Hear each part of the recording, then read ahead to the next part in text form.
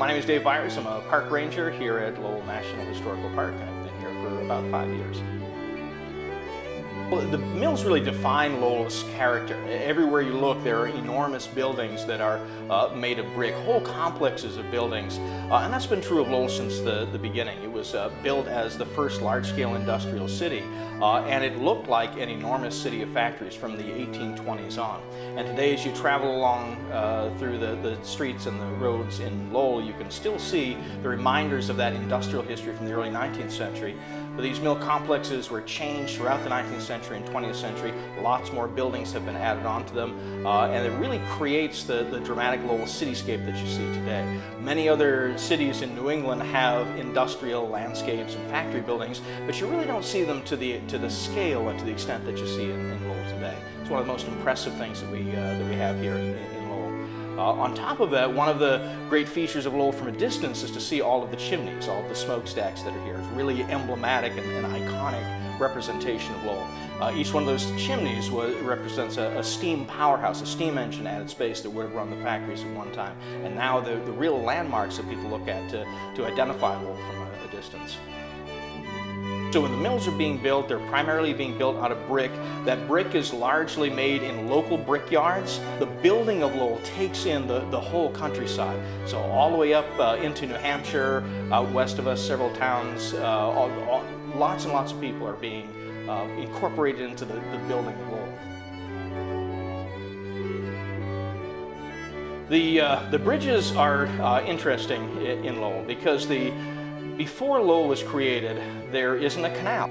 Now, at first, the canals were much smaller. The bridges are largely wooden constructions, fairly simple kinds of bridges. But as the canals expanded, they had to think about much more complicated, much more heavily engineered bridges. And towards the middle of the 19th century, you see big iron trusses being built here.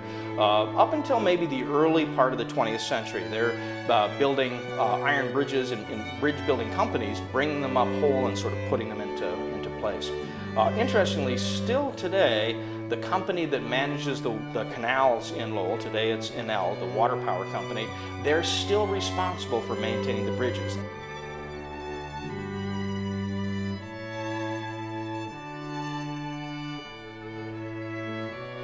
Today we have almost 5.6 miles of canals that run through. Canals are largely two purposes. They use the canal to channel the water through the city. The mills would be built alongside the canals. The water would flow underneath the mills and drop down that 32 feet onto water wheels. Those water wheels would spinning pulleys, leather belts, drive shafts. That's what would run all the machinery. So we have the two different purposes for the canals, transportation and power. The canals continue to be used for transportation up until 1901, but mostly just bringing in construction materials for the building of mills. But they still continue in use as power canals up to today. One of my favorite buildings is the Moody Street Feeder Gatehouse. It's a small building. A gatehouse is just a building to cover over gates that go up and down to control the flow of water in tunnels that are underneath the gatehouse. And it allows you to control the level of the water in different parts of the system depending on which factories needed more or less water. This particular gatehouse, it's at the end of what was Moody Street. It's a small brick building. It was built in 1848, one of the finishing touches on the canal system. But I really like it because it's not only a cool building with some interesting technology on the inside to raise and lift the gates. The gates weigh about 1.5 tons, and so there's a huge box of metal debris on one side that's a counterweight to allow you to lift those gates up and lower them down pretty easily. But I like that building because the only purpose that building has is to cover over those gates. It's a utilitarian shed kind of building, just to keep the weather off of it. But they put a lot of effort into making that building look beautiful.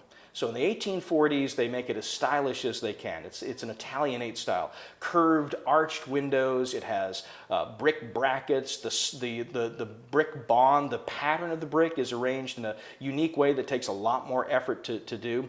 And they didn't have to do any of that. The end of the building says 1848 in brickwork on it. And I really appreciate that because it's sort of a symbol of what the mill owners are trying to do here.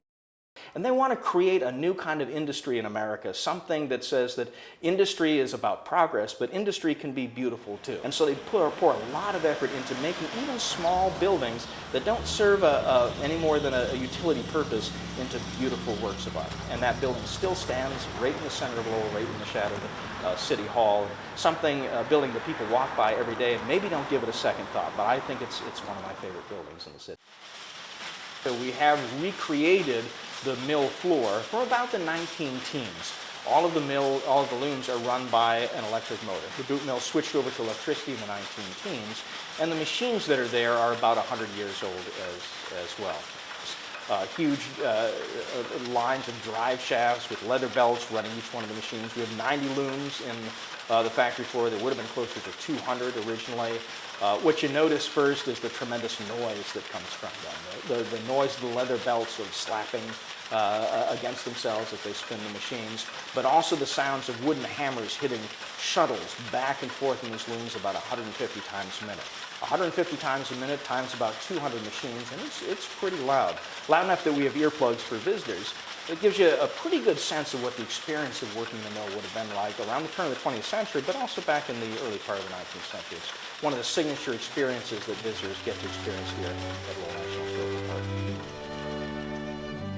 Here in Lowell for 5 years. Worked for the National Park Service for 7. Worked in Boston National Historical Park where the Freedom Trail is, and got to spend a summer out in Redwood National State Parks on the north coast of California. But I love this place. It's such a special city with such an important history as the first large-scale industrial planned city. This is the place that really launches America into a new kind of industrial age. So many places throughout the country are modeled after Lowell. Our industrial story, which is our American story, really gets its start right here. I have a graduate degree in history. I love history, and there are lots of other great national parks out there, but this is a really special place. I really enjoy working here and telling the story of industrial America that gets its start.